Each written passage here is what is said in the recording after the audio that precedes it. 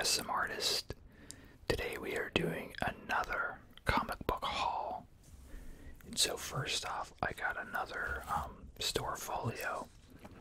This one has a nice magnetic clasp on it, as opposed to the Velcro. So I'm getting ready for the Emerald City Comic Con next weekend. So first off, we have Heroes in Crisis number 6. And I don't think I've even read number 5 yet. I'm so behind on all my books. So, and then it's been spilling over into the Batman and Flash book as well.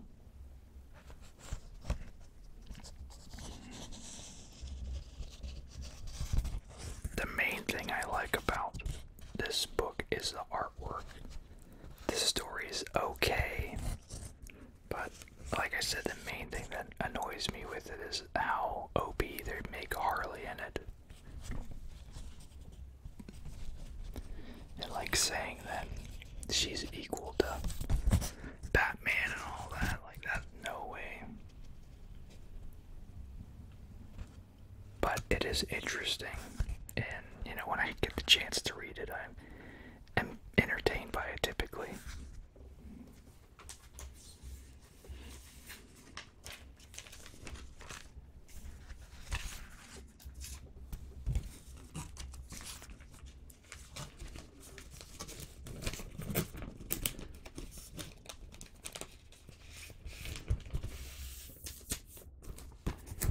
So I've still been toying with the settings and the placement of the mic and everything. So hopefully it's at an enjoyable level. In the last video, the bag sounds seem to be too harsh too, as well as the untaping of things, so I probably won't have those sounds in the future unless I'm doing a specific video to it. Just because I don't want to break from the feel of the video.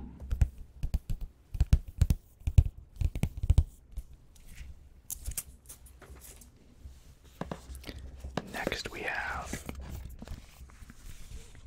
Detective Comics number 999 with a John Byrne cover, which I'm happy about. He's one of the more traditional artists that hasn't done a lot in a while, so I was more than happy to find that cover.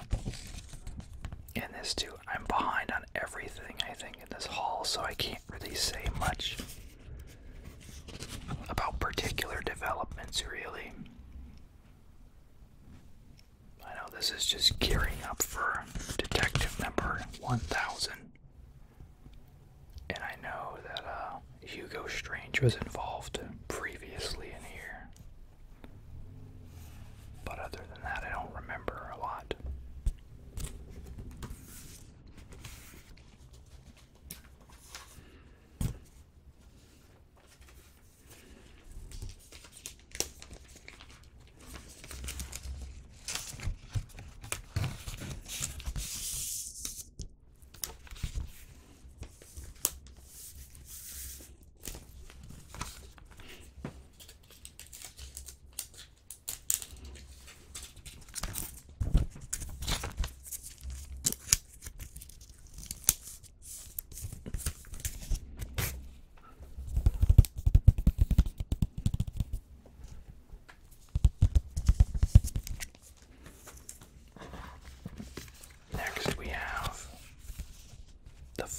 Number 65. This is the conclusion of the Price crossover with the Crisis book.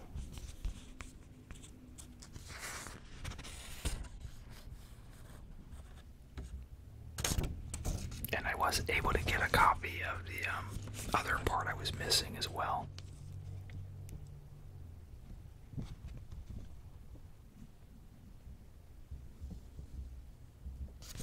I was just lucky they still had one.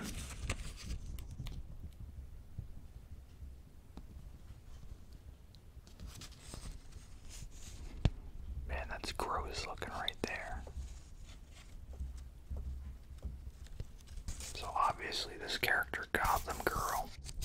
she was in some of the earlier Tom King Batman writing.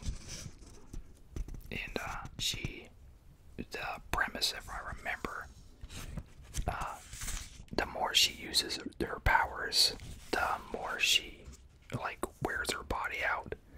So, you know, if she's choosing to be a hero and stuff, it drains her to the point of where she could potentially die. So I think this pertains to that. Something happened with the brother, so she tried to save and bring him back, maybe. I can't remember. But, and then she had some mental stuff going on. What was his name? I'm trying to remember. Psycho Pirate, I believe. Somehow was screwing with her. And plus they, if I remember, they also had their parents killed in front of him like Bruce did.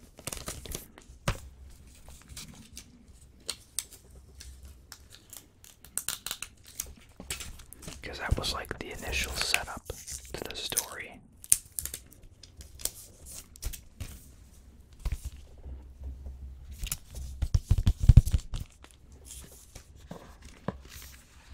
Next we have Action Comics number 1008. I like this cover a lot. It's very cool.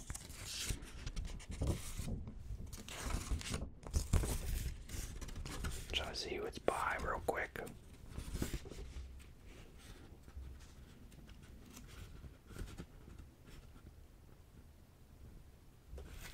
Jeff DeCall. That's very cool. So the book itself is continuing to be drawn by Steve Epting. He is, like I said, my favorite Captain America contributor. I don't know, there's just something about this that doesn't seem like his typical style. I think it's heavier inking mixed with the coloring. I think the coloring was more muted with Captain America. But I think the tone was more serious too. Also too, here's the nice ad of all the Detective Comics variant covers coming out. If you haven't seen these yet.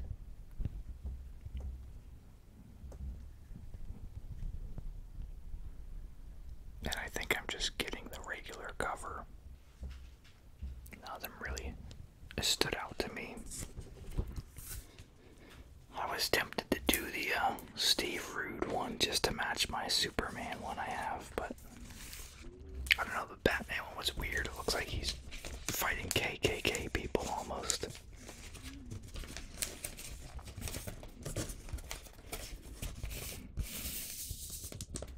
Which is good, but it's just kind of, I don't know, it's bizarre to me. I'm used to seeing like Captain America and Superman fighting Nazis, but yeah, see, I'm not really used to seeing that from Batman, so.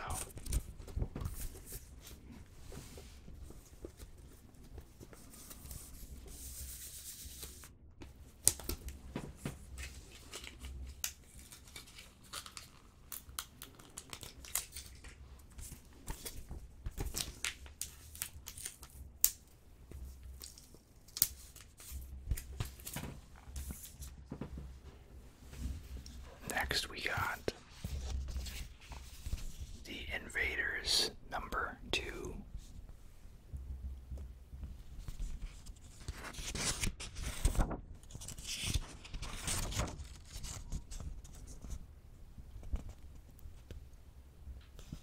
And if I remember, the first part was kind of a flashback story with Namor and Captain America and stuff.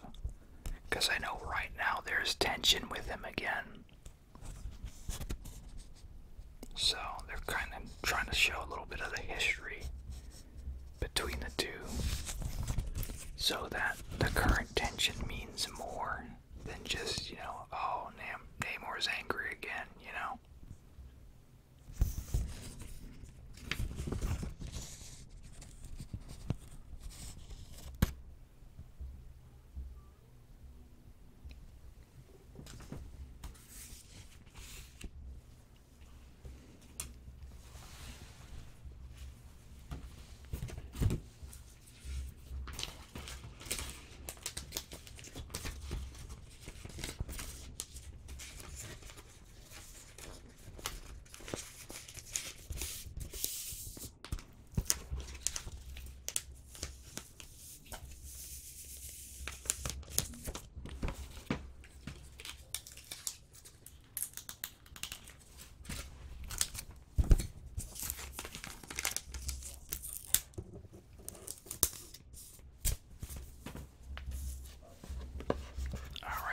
Next we have Young Justice number 3.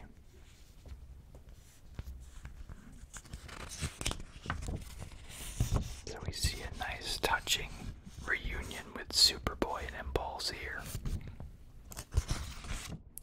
They still haven't addressed like how they're here. At least if they have, I haven't really caught it. So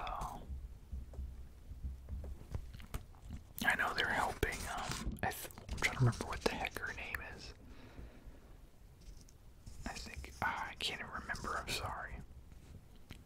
But there's like this character from the 80s. I think it was Amethyst, possibly. And they're like helping her get her kingdom back or something like that. I don't remember.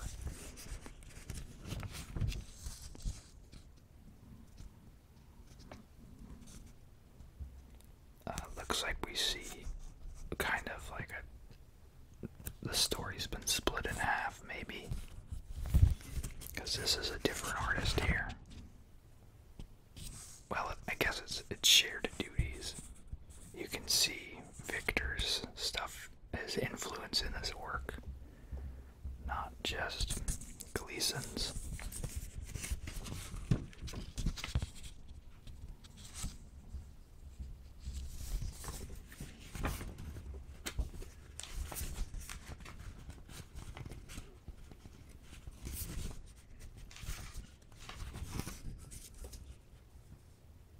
And then it goes back to the other style.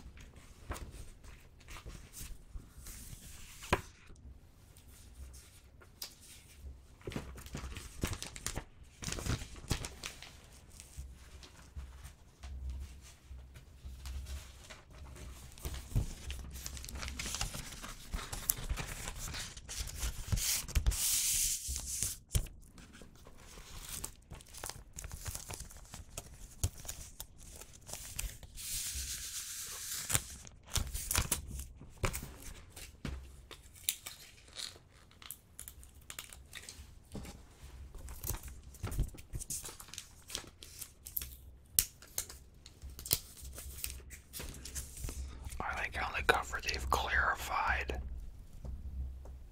like their exact roles too, for those who are curious about, I guess, which versions of the characters they are. So I mean, this is the true lineup from the original crew, which is the main reason I bought it, and I'm excited about it because I love the Peter David Todd Knox stuff. Next we got Spawn number 294. So I gotta do my precursor flip through here.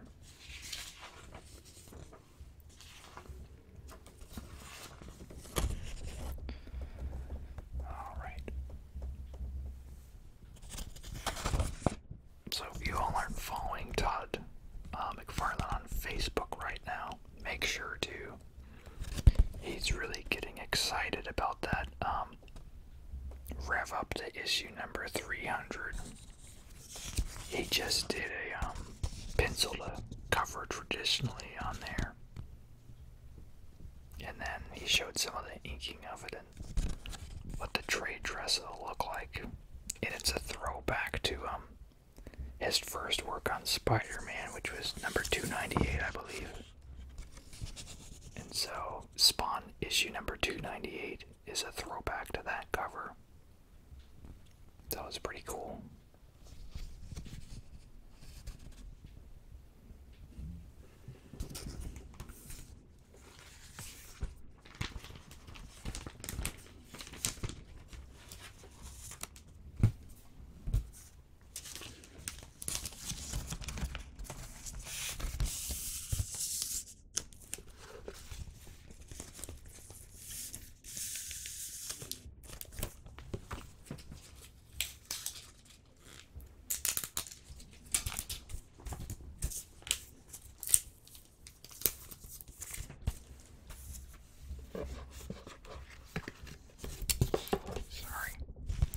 Next we have Doomsday Clock number 9.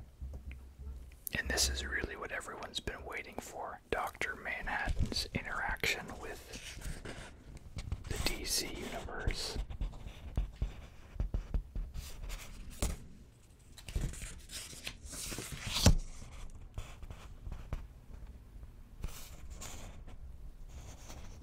And this book keeps getting delayed.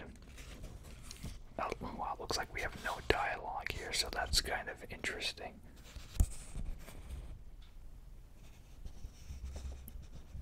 And there's a lot of people who are frustrated by the delay on the book, which is understandable.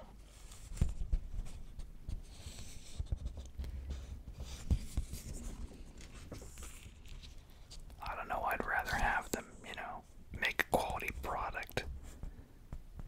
So, ideally it should come out on time. Like, that's just the way it's always been, but I can understand them taking their time and wanting to make sure the book is better.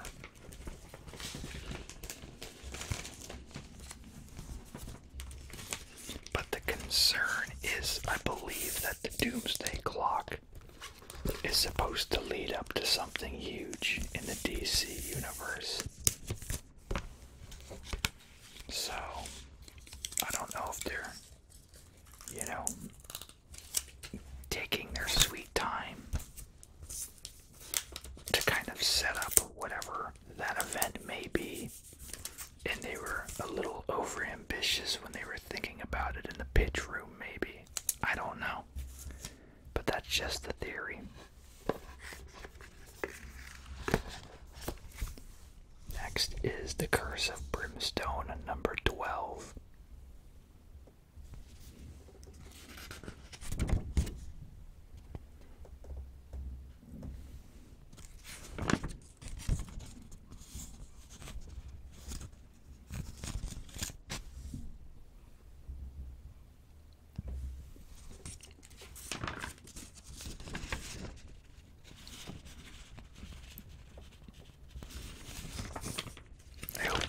Enjoying the new audio on here. I think that this is a better mix now. I guess my mic setting before was set to kind of like talk radio a bit, a little like dialogue setting, which is good, but I know you people want to hear like the actual sounds of the other items and stuff too. And I actually figured that out through a test. I got the next previews catalog, and I wanted to see how the page sounds would come out on the new mic. And I found a much better setting for that, and then I just figured I'd use it for this too.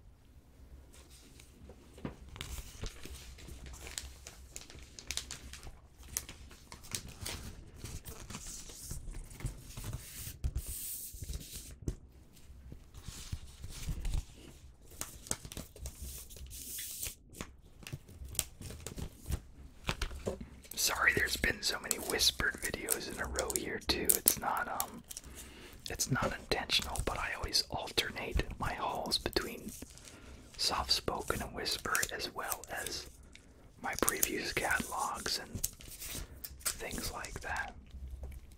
If I do a one-shot reading this week, it'll probably be soft-spoken, even though technically it should be a whispered one, since my previous arc was the Marvels one and that was all soft-spoken. But too many whispered videos in a row don't get to cater to anyone who's not really into the whispering but like soft-spoken. Next we have Sideways number 13. So this is the last issue, and based on the cover it looks like he comes to confront the person who killed his mother. So that'll be interesting to see how he responds to that individual.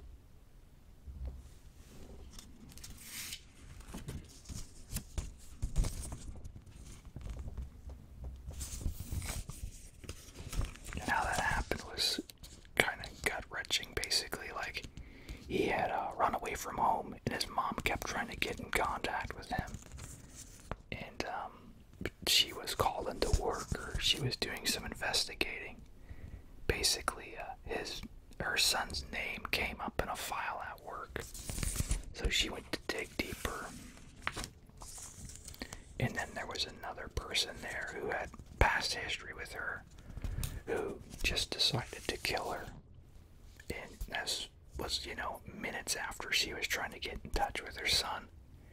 And he can literally transport in a second, so he could have been there if he had known, but he was being stubborn and refusing to talk to her, so he held a lot of guilt for it. I thought that was a really powerful element in the story.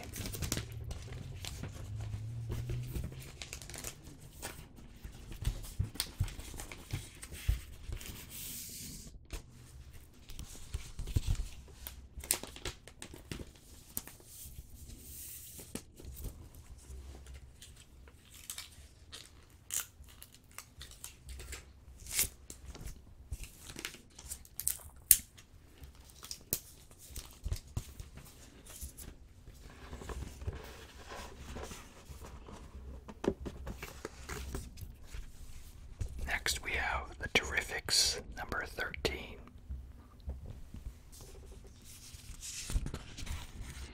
And then this book is still running strong, I guess. I don't think I've heard any cancellations for this or Sideways, but everyone else, I believe, is on the cutting block or has been on the cutting block already.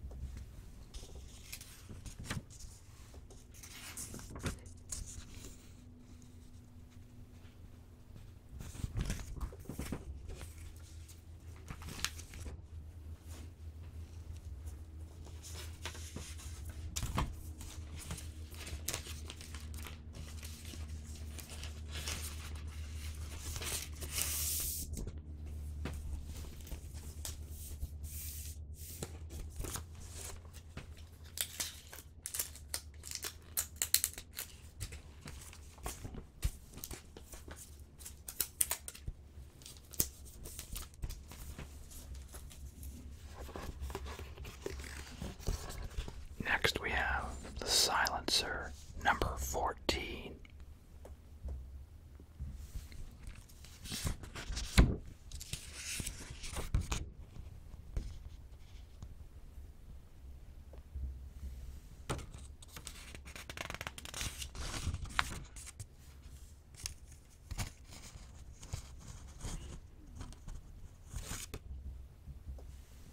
And I think at this point, Silencer is trying to rescue her family. They were at an amusement park, and they got attacked there. Like she was just trying to, fend off the villains from the civilians that were there, and, naturally her family was there too. It just kind of got caught in the crossfire of it all.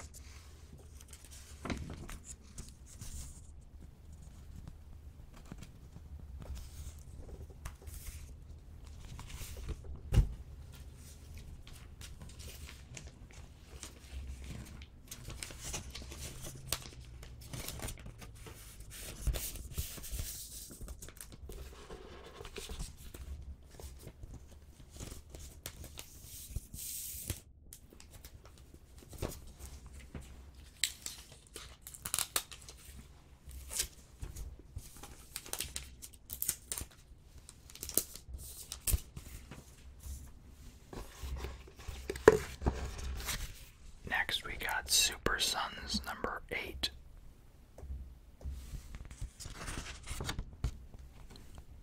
Yeah, the story has just been really strange. I don't know what it is about it. I just can't really seem to connect with it. Which is okay, I guess, but I like Damien and I like John Kent, Superboy here, but There's just something really bizarre about these little alien kids.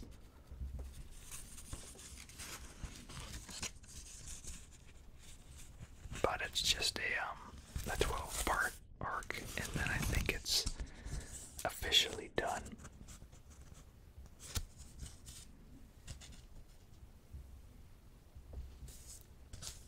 But the original miniseries, or I guess ongoing series they did, was terrific. I highly recommend that one.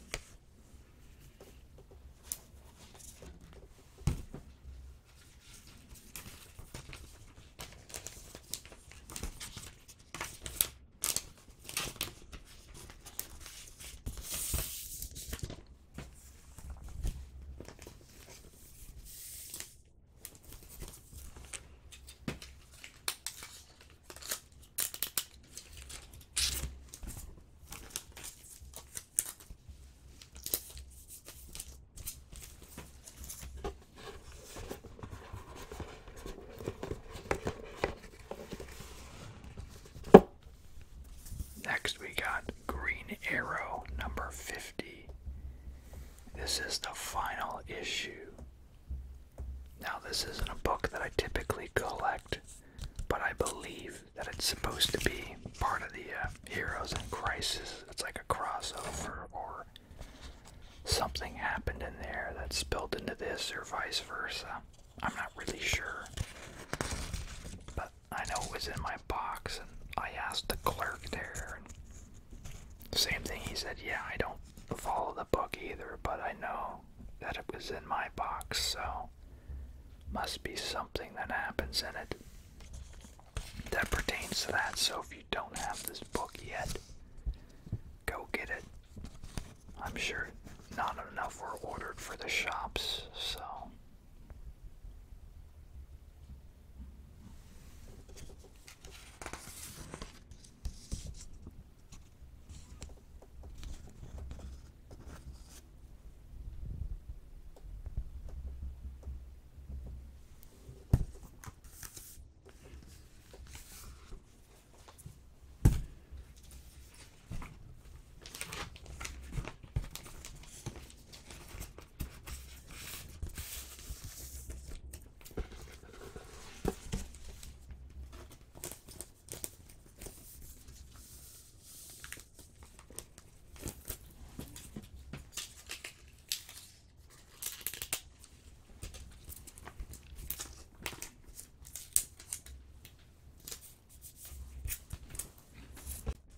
Next I got Batman number 66. This book has been really weird lately. Everything in it is like a figment of Batman's imagination or something. I'm not really sure what to make of it. So the main thing I like about this book is whenever they have Kellyanna do the art in it. But I don't know what's going on.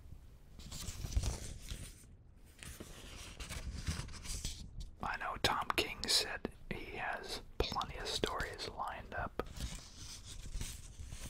And he's definitely going to try to push to 100 issues, so. And I think this is a bi-weekly book. So, you know, they're getting there. We're on issue number 66, so in a couple years, I'm sure it'll have been wrapped on it.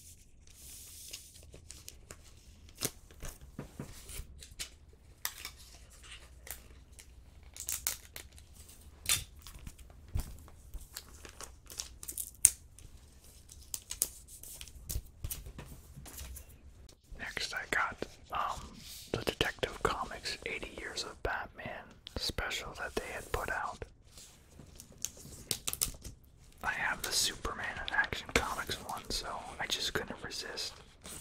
And then the book itself has a collection of random Detective Comics covers on it. There's the spine. Just like the Action Comics one had. And then all the different logos.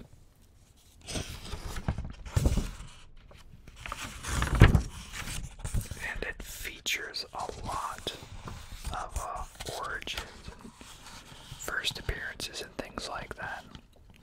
And surprisingly, they're not all technically Batman. And if they are, I'm not really familiar with them. They have like, I can't even, I guess it was on the dust jacket. I'm trying to remember the person who it was.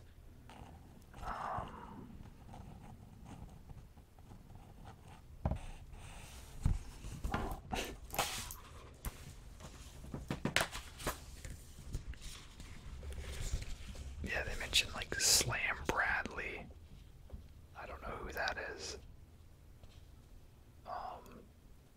All of those are normal here, but there are a couple other obscure.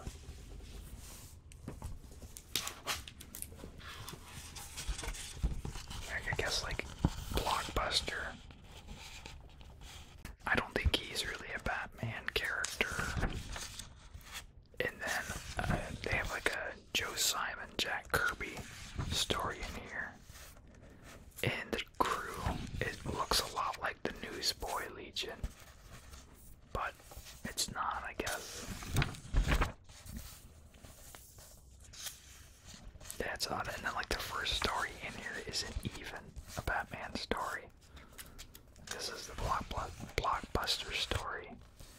And then there's lots of little articles written by people in here. Here's Batman's first appearance here. And they do show like the covers too. See?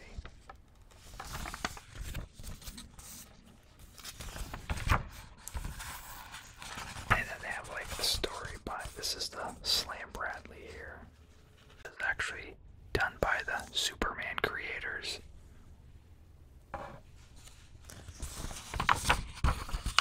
I'm not super steeped in a lot of like the traditional Batman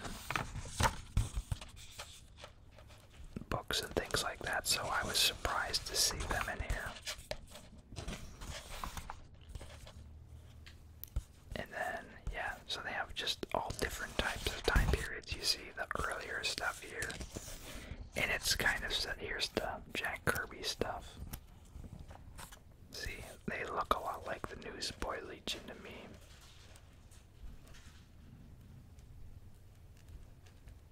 The Commandos.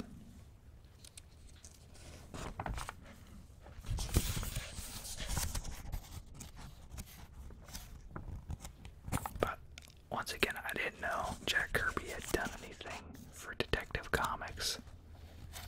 And it shows it's set up like from earlier to later. So, you know, we see there's Clayface's first appearance, and they have Batmite's first appearance, Robin, Batgirl, and then we see some of the later stuff in here. Little Neil Adams. I don't know why they have this remastered coloring in here though. Really frustrates me. I wish they would re-release all this stuff with this classic coloring.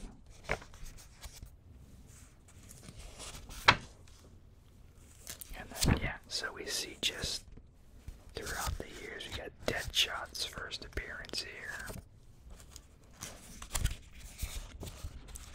And then some newer stuff.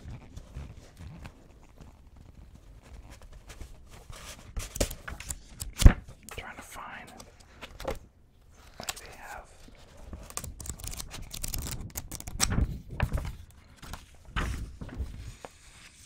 Yeah, so here's some more articles written. They had an unpublished work in here too. So this here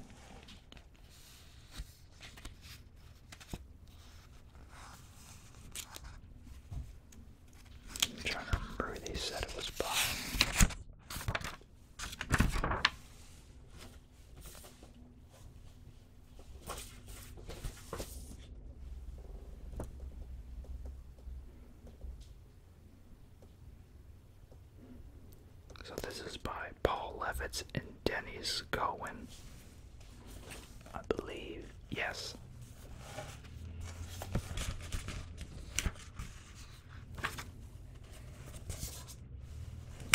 So it's not in its finished stages, but it shows like the scripting and the artwork.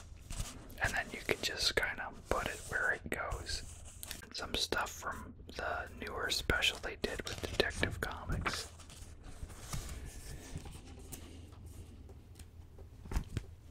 And then there's like a Neil Gaiman poem in the back.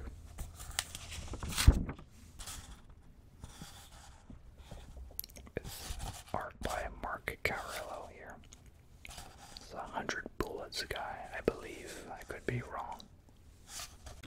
And then they show some of the covers here.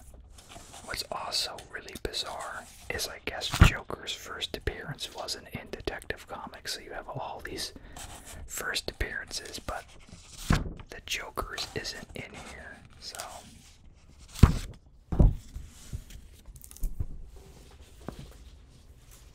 But that's gonna do it for now. Make sure to like, comment, subscribe. Let me know what you thought, what you want to see, what you're reading and excited about. Make sure to check out the Bull #1 digital copy, $3 on Indiegogo. The link is below. And you all have a super slumber. Thanks. Bye.